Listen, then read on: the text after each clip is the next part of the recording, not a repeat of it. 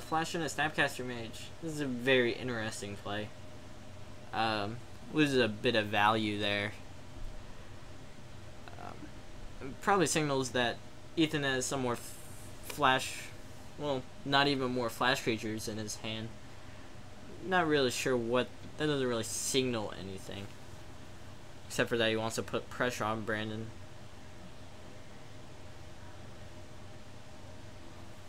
I mean, just go for the thirds, killing a Snapcaster. Probably fine with that. Ethan's taking a long look at it though. Maybe wants to put some more pressure on Brandon, trying to get the game over with. Yeah, that's a Glacial Fortress. The blue-white Corset dual land.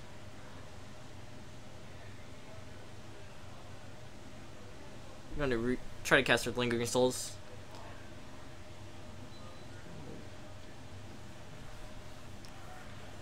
So you know Brandon doesn't have any sort of reman because he would reman his own spell to prevent any shenanigans. Wouldn't allow Ethan to draw while Brandon would get the draw itself. Looks like there's an Iona in Brandon's hand. So this might be the Gifts on Barrel Rights deck.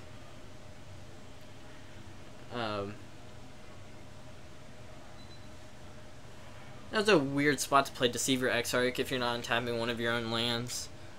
He also tapped down a white source instead of... If it taps him off a white source, it's really good. I believe that's a Path to Exile being cast right now, which is an odd spot for sure.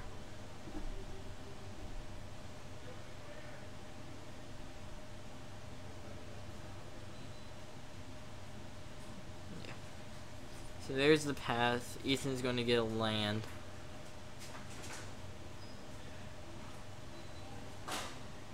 Very important for him to get that land. He really wants to start to play 2-ish spells a turn, get some true value out of his Snapcaster Mages compared to just having to play them as 2/1s. And there's the flashback of the Lingering Souls. There's only 1 mana up, so this will, I imagine, resolve unless he has Spell Pierce.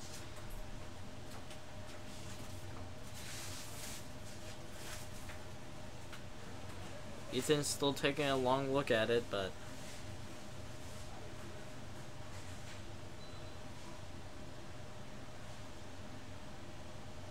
so it looks like there's a rules question. I'm assuming the question is about Spell Snare, and Spell Snare does not counter Lingering Souls because its converted mana cost is 3. It doesn't matter how much you cast it for.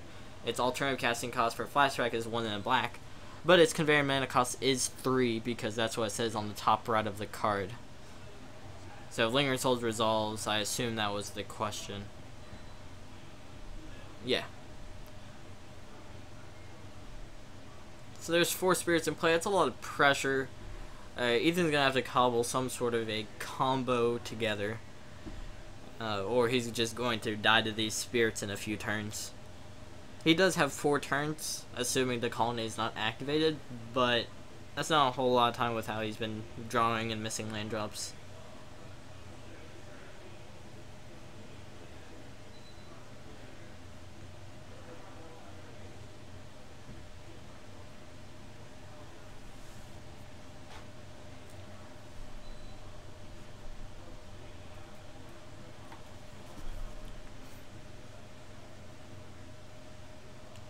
The main phase Snapcaster Mage, probably targeting Kolaghan's command. Yep. Probably going to get back Snapcaster Mage. Nope. He's going to get back Deceiver Exarch. And let's see what he's going to do.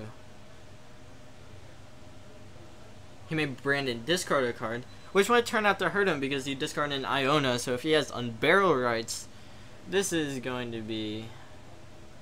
He's gonna be in a lot of trouble. Looks like there's some sort of good conversation going on between the two.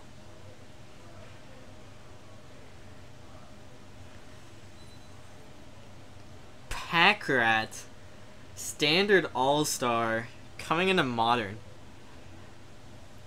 This is interesting to say the least. Looks like Ethan is going to take 4. Good 9.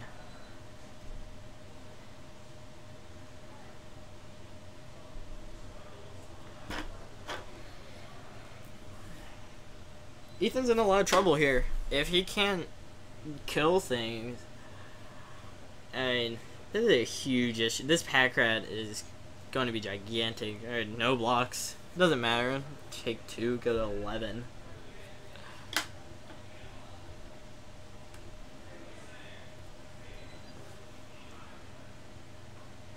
I wish Brandon would have activated this Tectonic Edge and tried to put even more pressure on Ethan by killing his lands.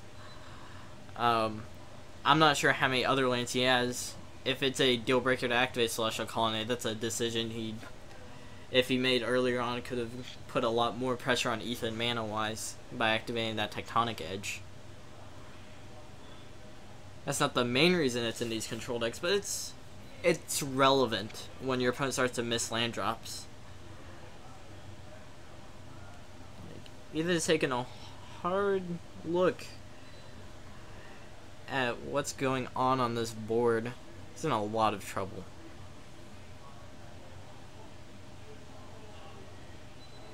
Yeah, they're a little cramped on space. We'll try to get that. Hopefully we can try to get that fixed in between rounds.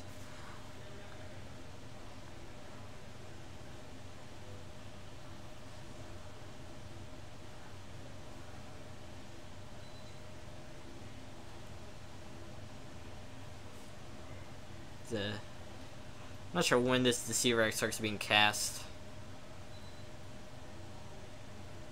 Tapping out a colony though. He could have waited till the colony was activated. Maybe gotten some mana advantage out of it. Here's a Path to Exile.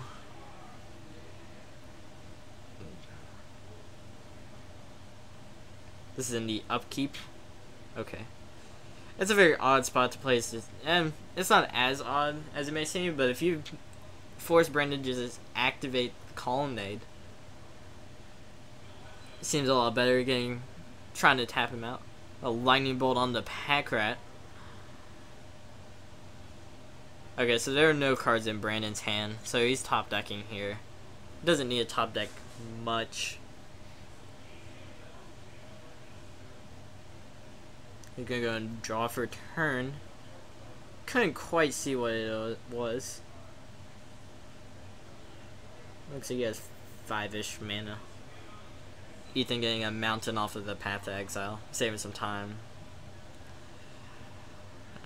Magic the Shuffling.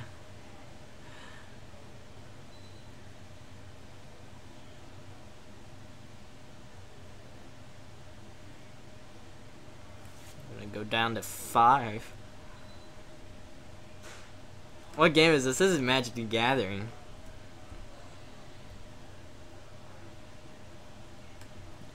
You knew what the upkeep was, so I assume you know that this is Magic.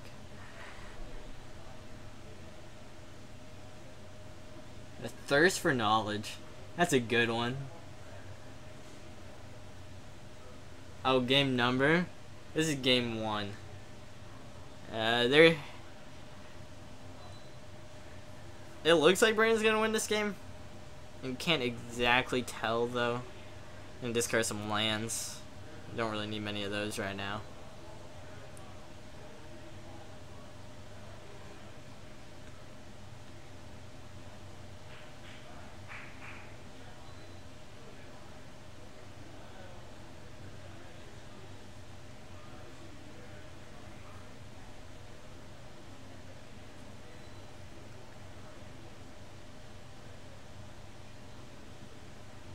What? Where are we?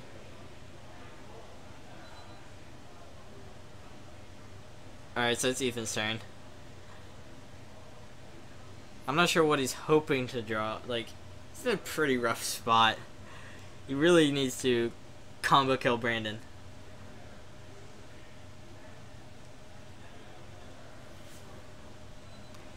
Well, If he has a bunch of lightning bolts, it'd work. Looks like he doesn't though, because he would have fired some of them off.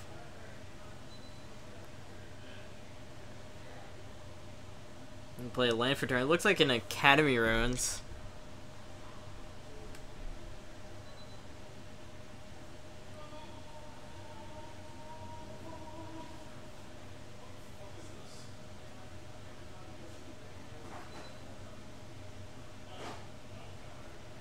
There's 5 for Colonnade. Ethan has... That's pretty good. In Cryptic Command, being able to tap down his team and... Looked like he said bounce his Snapcaster Mage. Yep. So that's gonna buy him a turn or two if he can draw another land.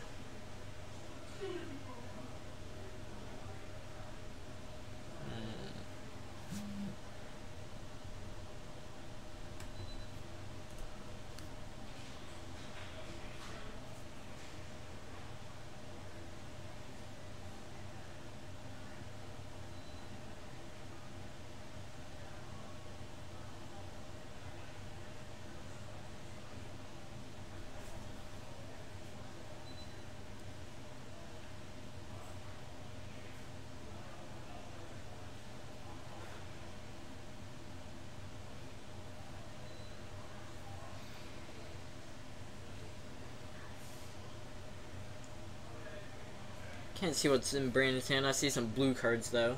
That's not a blue card. That's a Ghost Quarter.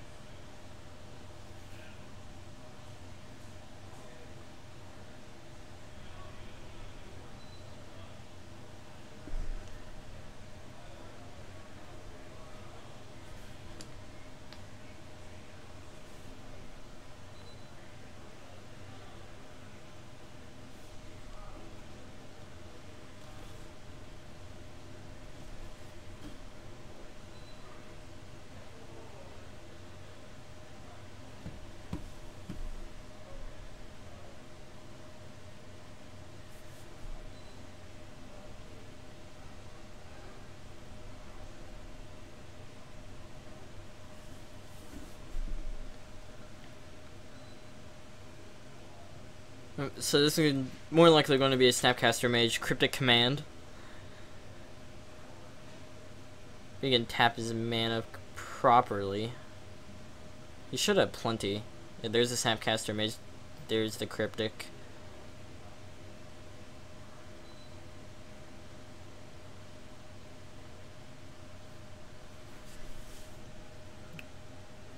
Going to tap his team, and he does have another Cryptic, so he should probably draw a card. If he thinks bouncing Snapcaster Mage is enough, which I don't believe so. I believe he needs to start to get things going. Try to kill Brandon in this turn, this upcoming turn, with some lightning bolts.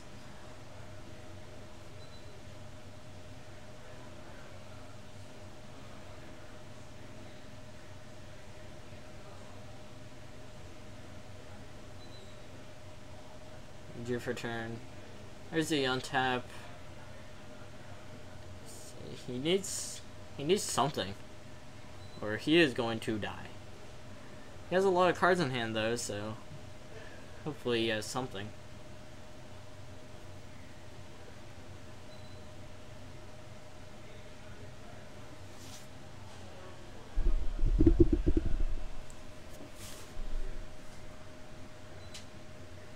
Alright, they're moving to playmat so that we can see what's going on. Splinter Twin on the Snapcaster Mage.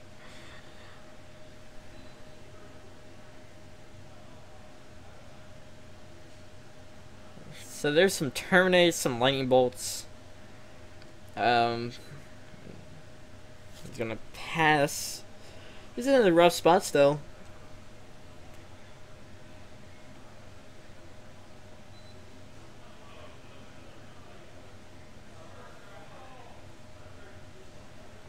That fetch line Ethan has is basically dead. If he cracks it, he dies to the 4 spirits.